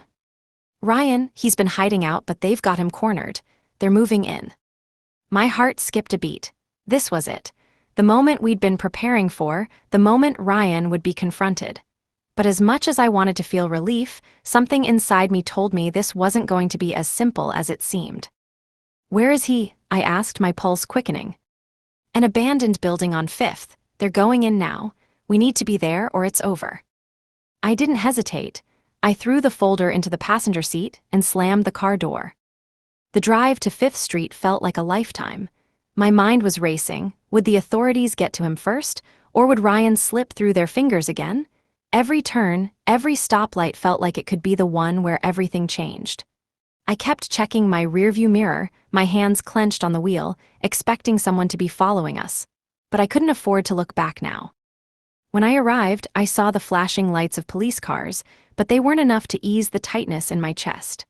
The building loomed ahead, its dark windows like hollow eyes, watching, waiting. I parked the car and stepped out, my breath coming fast, my heart pounding in my ears. I didn't know what was waiting inside, but I knew one thing for sure: Ryan wasn't going to go down without a fight. "Stay close," Lucas said, his voice low, his eyes scanning the area. I nodded, but my thoughts were already ahead of us, in that dark building. We moved quickly, slipping past the officers who were setting up a perimeter. I wasn't here for protocol. I wasn't here to wait. I needed to confront Ryan, now. As we entered the building, the musty air hit me like a wall. The floors creaked beneath our feet, and the faint sound of movement echoed from deeper inside. They were close. Ryan was close. "We need to be quiet," Lucas whispered, his hand on my shoulder, guiding me through the darkness. I didn't need to be told. Every instinct was on high alert. I could feel Ryan's presence, even if he wasn't in sight. He was here, watching, waiting. The building felt like a maze, and every corner we turned brought us closer to the unknown. We reached a set of stairs leading downward. I hesitated. Something felt off. "We're almost there," Lucas said, but even his voice was uncertain. We descended, the staircase narrow, the air thick with the smell of dust and mildew. At the bottom, the door to a large room stood slightly ajar. I couldn't see what was inside, but I could hear movement. Low voices, a muffled sound. Ryan, he was there. We moved closer, my pulse hammering in my ears, the anticipation almost unbearable. As we approached the door, I could see a faint light flickering through the crack. Suddenly, the door slammed open, and I froze. Ryan stood there, his back to us, but he was holding something small in his hand. My stomach churned as I recognized the glint of metal. A gun. I didn't think, I reacted. "Get down," I shouted, pushing Lucas out of the way. Before I could even process what was happening, a shot rang out. The sound was deafening, my ears ringing from the impact. I hit the ground, my body slamming into the cold floor, my heart racing. The room spun around me, and for a second I couldn't tell where the bullet had gone. I looked up to see Ryan still standing there, the gun raised, his expression twisted with rage. But then, before I could even move, I saw something else, a shadow in the doorway. An officer. He moved with precision, aiming his weapon at Ryan. The sound of another shot rang through the air, and Ryan staggered back, his body hitting the wall with a sickening thud. The gun fell from his hand, clattering to the floor. The officer was on him in seconds, pulling Ryan to the ground, cuffing him before he could even react. I stood slowly, my legs shaking. My breath was heavy, my body still reacting to the shock. Lucas was beside me, helping me to my feet. "It's over," he said, his voice hoarse. I could barely comprehend it. Ryan was finally being taken down, for good. But as I looked at him, lying on the floor, handcuffed, something gnawed at me. This was supposed to be the end, but it didn't feel like it. Ryan had planned every step, manipulated every move, and even now, as they dragged him away, I felt like we were still missing something. I walked over to him, standing above him, my heart still pounding. "You're not going to get away with this," I said quietly. Ryan's eyes locked onto mine, his lips curling into a bitter smile. "You think this is over? You're just a pawn, just like everyone else. You'll see, this isn't the end."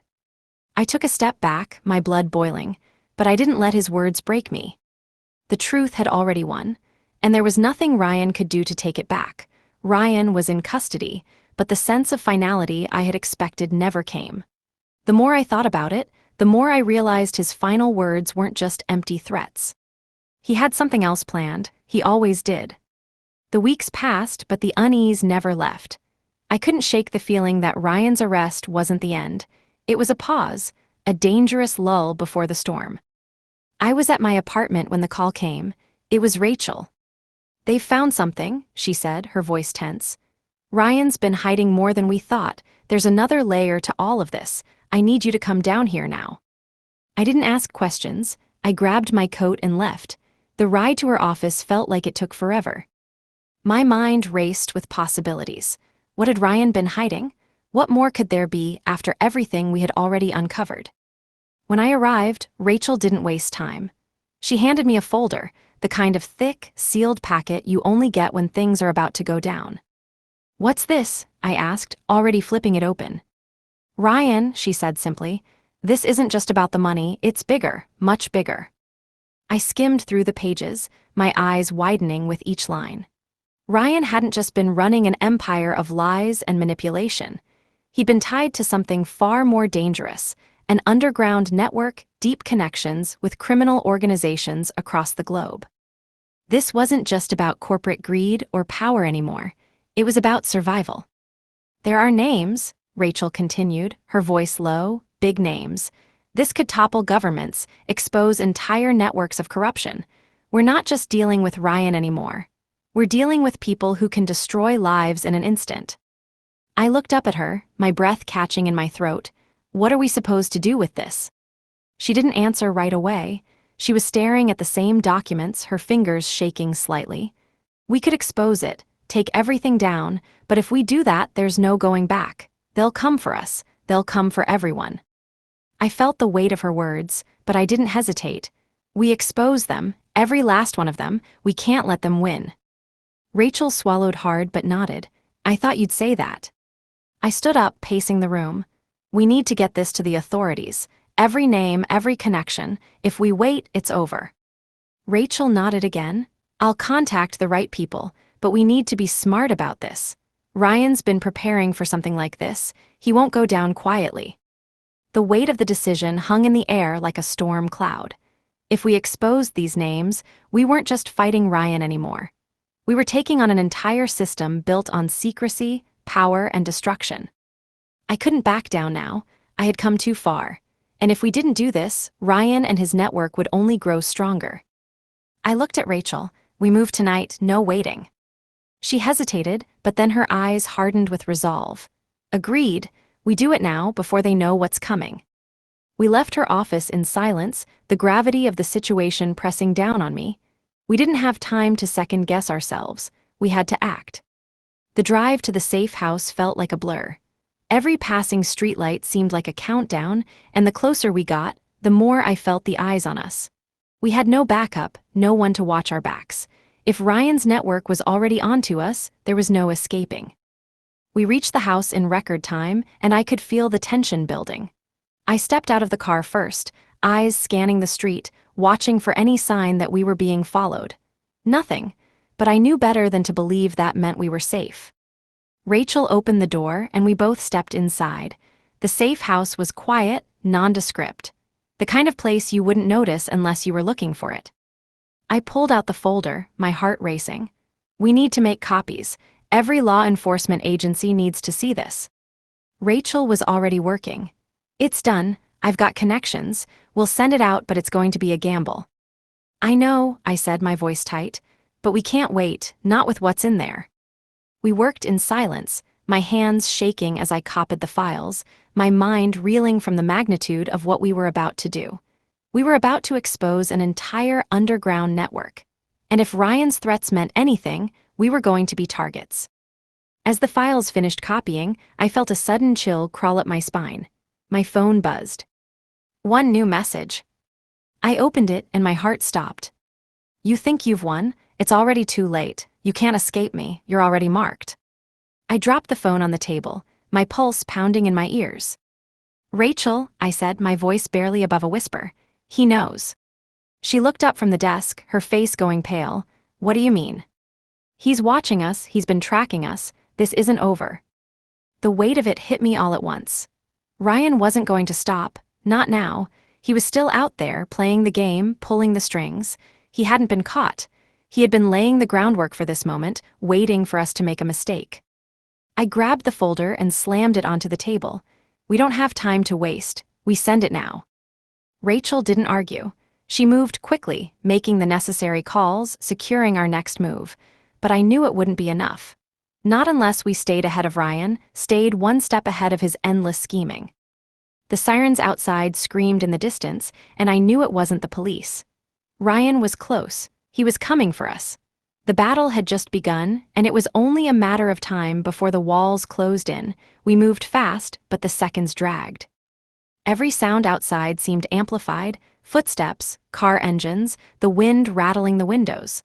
I couldn't shake the feeling that we were being watched, but there was no way to confirm it. Rachel finished making the final call, her voice steady but with an edge of urgency. It's done. The files are going out. We're getting this to the right hands. I didn't feel relieved, not yet.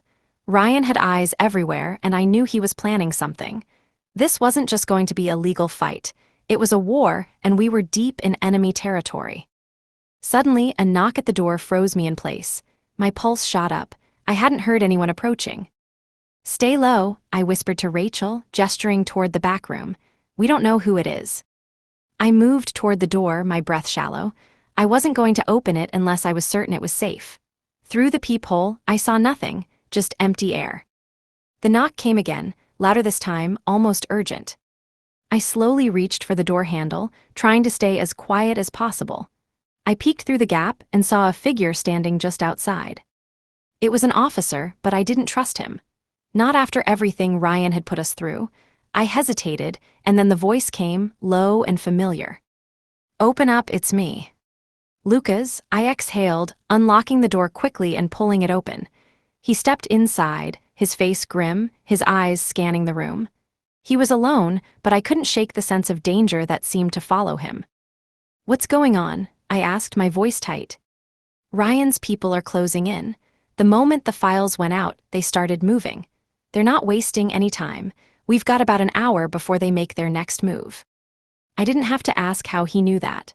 Ryan's network was vast, and if they had already discovered we were exposing them, the clock was ticking. They'll come for us, I said, my mind working furiously. We need to get out of here.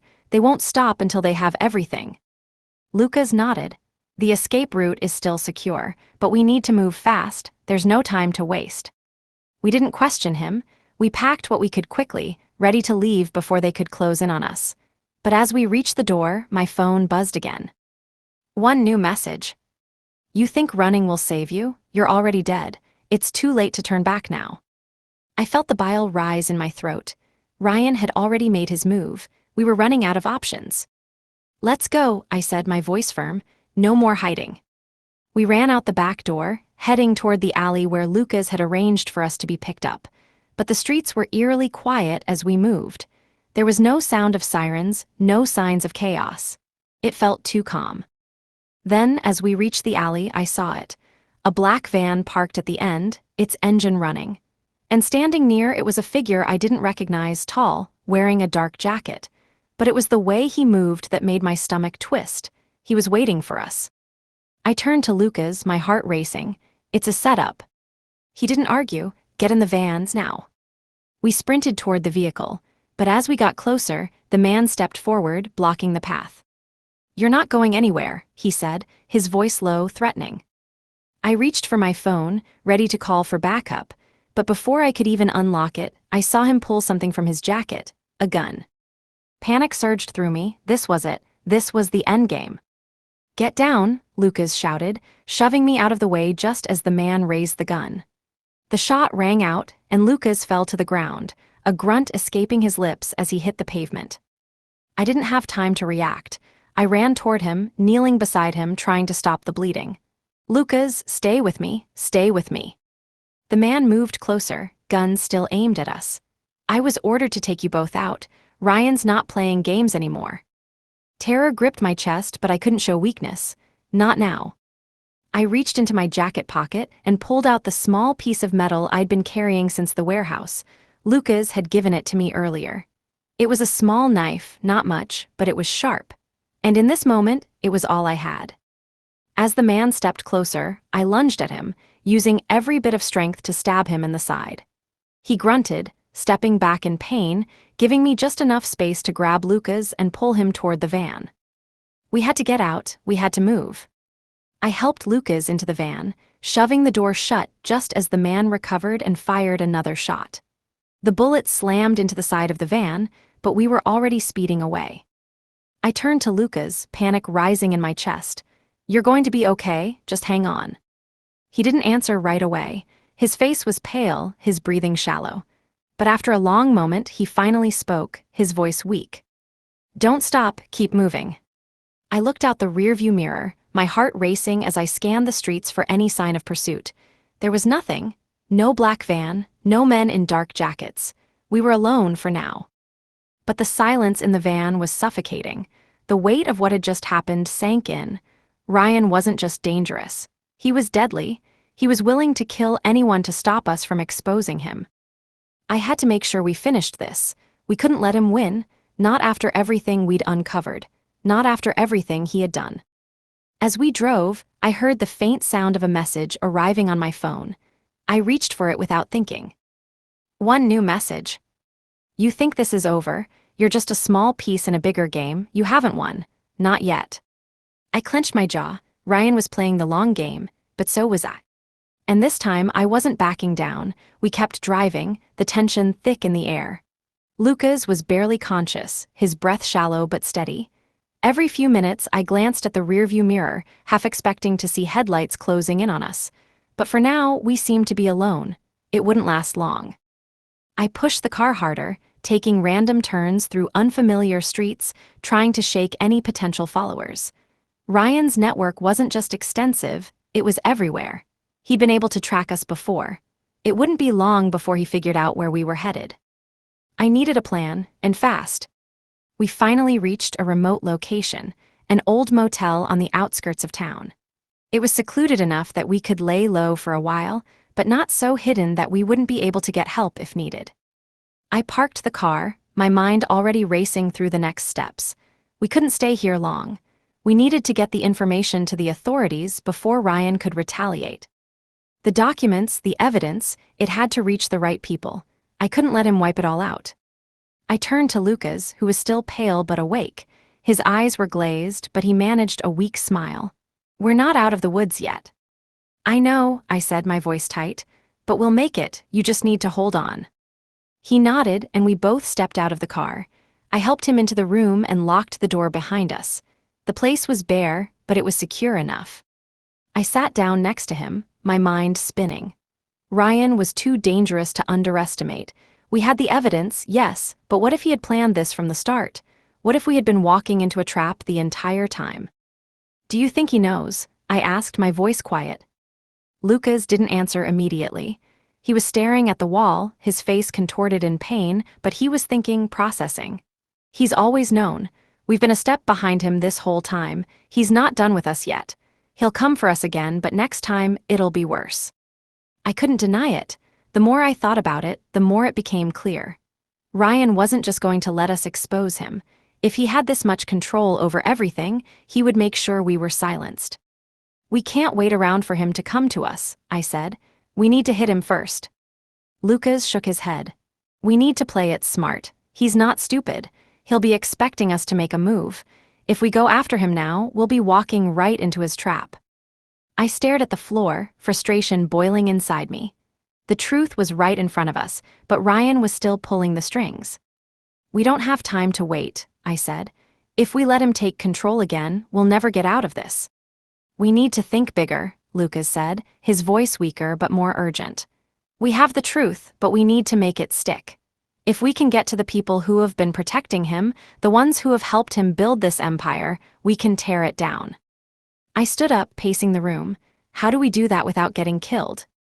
Lucas smiled faintly. "We need leverage. The truth doesn't always work. But if we can hit him where it hurts, expose his partners, the ones who have been funding him, that's how we break him." I nodded, my mind already running through possibilities. We couldn't afford to wait any longer. "Let's do it," I said. "We get to his partners, we expose them, and we make sure Ryan never comes after us again." We spent the next few hours preparing.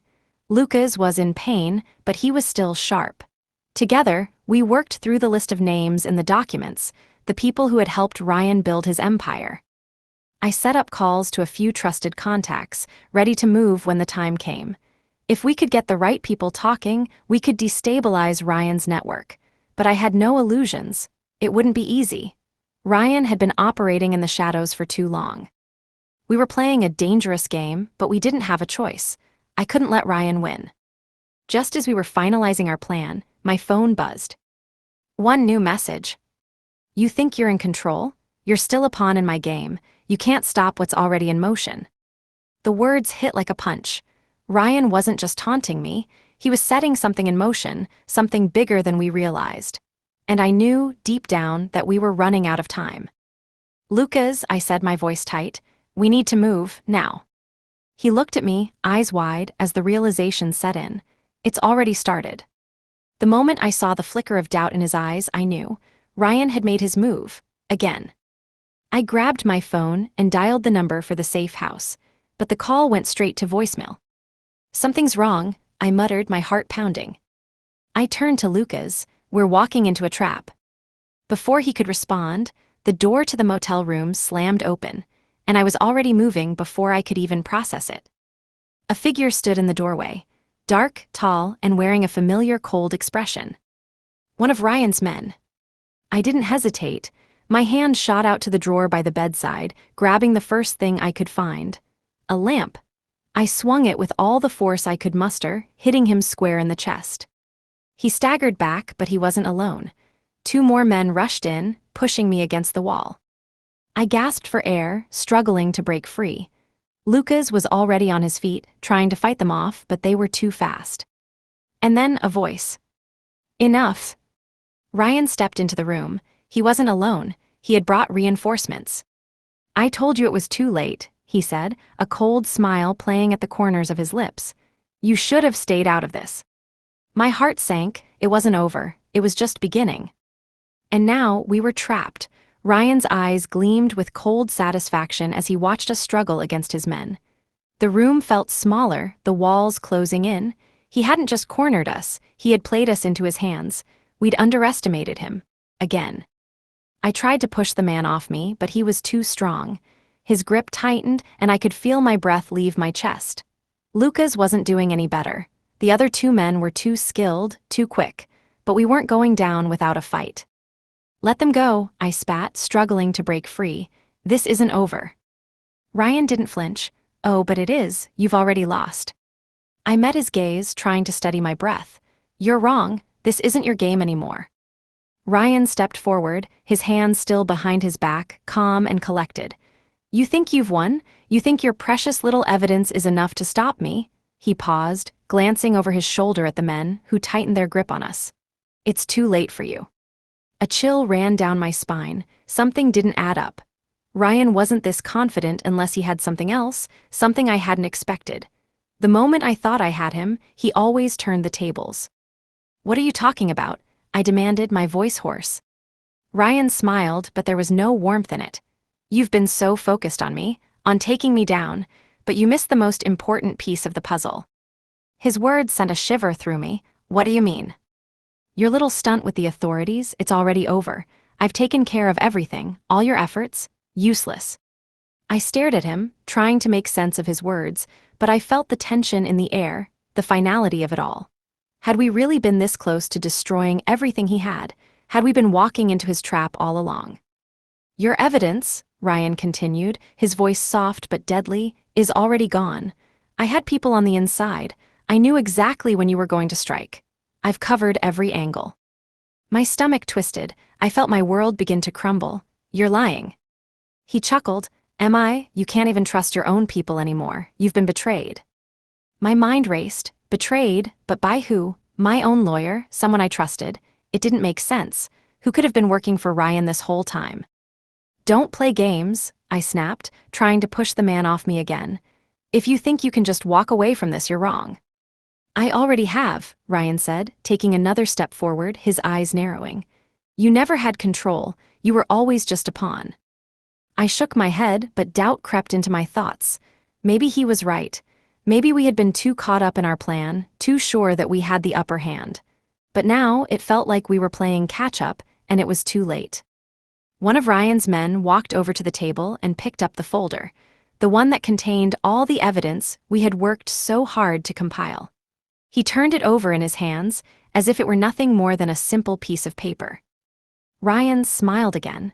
"You should have seen the look on your face when you thought you had everything figured out. You thought you could destroy me, but I've already destroyed you." I couldn't breathe. I had been so sure, so confident, but now it felt like we had nothing. All the work, all the hours we spent uncovering the truth, it was all gone.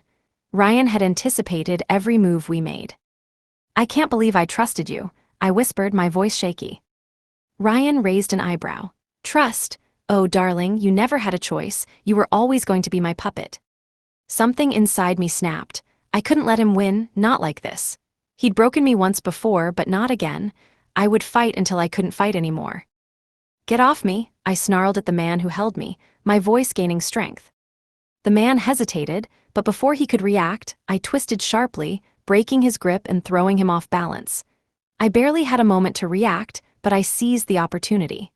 I grabbed the nearby chair and swung it at the nearest man, knocking him backward. The sound of the chair crashing to the floor was loud, but it didn't stop the others from charging at me. "Do you really think this is going to work?" Ryan asked, his voice still calm, as though the situation didn't faze him. I was already running, my mind focusing only on survival. I had no time to think about the consequences. If I had any chance of getting out of here, I needed to act quickly. I darted toward the door, Lucas following closely behind, but we weren't fast enough. Ryan's men were already closing in, and they had the advantage. A gunshot rang out and everything froze for a moment. My heart stopped. Had one of us been hit? Was it Lucas? I turned in time to see one of Ryan's men fall to the ground, a look of surprise frozen on his face. Another shot, another man down. I could barely process what was happening. The door to the warehouse burst open, and a team of officers stormed inside, weapons drawn. They moved with military precision, clearing the room in seconds. The chaos, the violence, it was finally over.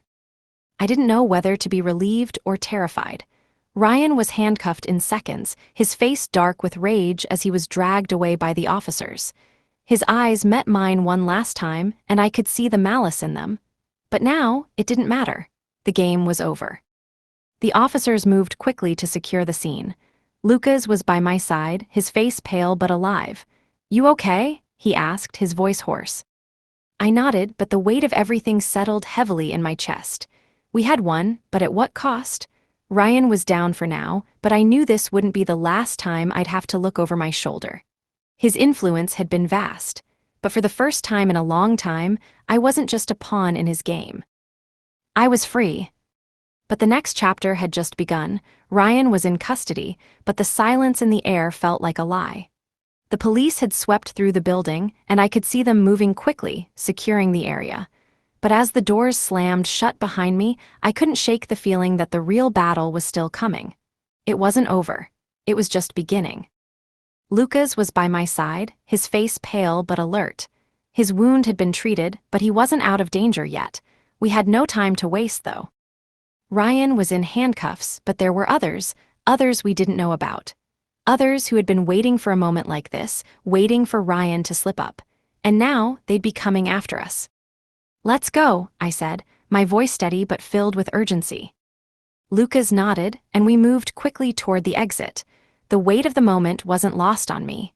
Ryan, the man who had terrorized my life for so long, was finally being taken down. But it didn't feel like victory. It felt like the calm before the storm. As we stepped into the street, the cold night air hit me like a slap. I could feel the adrenaline still pumping through my veins, but the reality of everything that had just happened was starting to hit me. The police had Ryan, but his empire hadn't crumbled yet. Not completely. There was more to uncover, and I was determined to finish what I started. We reached the car, and Lucas climbed in with a grunt. "What now?" he asked, his voice rough from the pain. I didn't answer right away. I was already thinking, planning. "We don't stop," I said finally. "We get to the next piece of the puzzle. We expose everything." We drove in silence, the city around us feeling strangely quiet. It wasn't just the lack of noise, it was the weight of everything that had been uncovered. Ryan had been working with people higher up than I could have imagined. The truth wasn't just going to bring him down. It was going to take down everyone who had been protecting him. My phone buzzed. I glanced at it, the unease growing in my chest as I saw the name on the screen. "Rachel." I answered immediately, my heart in my throat. "What is it?" Her voice came through, sharp and full of tension. "They're moving. They've got backup. Ryan's network is bigger than we thought. The moment you exposed him, they went into hiding. They're already preparing to cover their tracks." I felt a cold chill run down my spine. "How do they know?" "I don't know," Rachel said, her voice strained. "But they're coming after you. I don't know how much time we have." I turned to Lucas. "We need to get to the safe house, now." "Already on it," Lucas said, his eyes scanning the road as he floored the gas pedal. The streets blurred past us as we sped toward the safe house, but the clock was ticking. Ryan's people were mobilizing, they were organized, and we were running out of time. When we reached the safe house, I didn't feel relief. The place felt more like a trap than a sanctuary. I could already hear the pounding footsteps in my mind, the footsteps of people who had been waiting for us to make a move.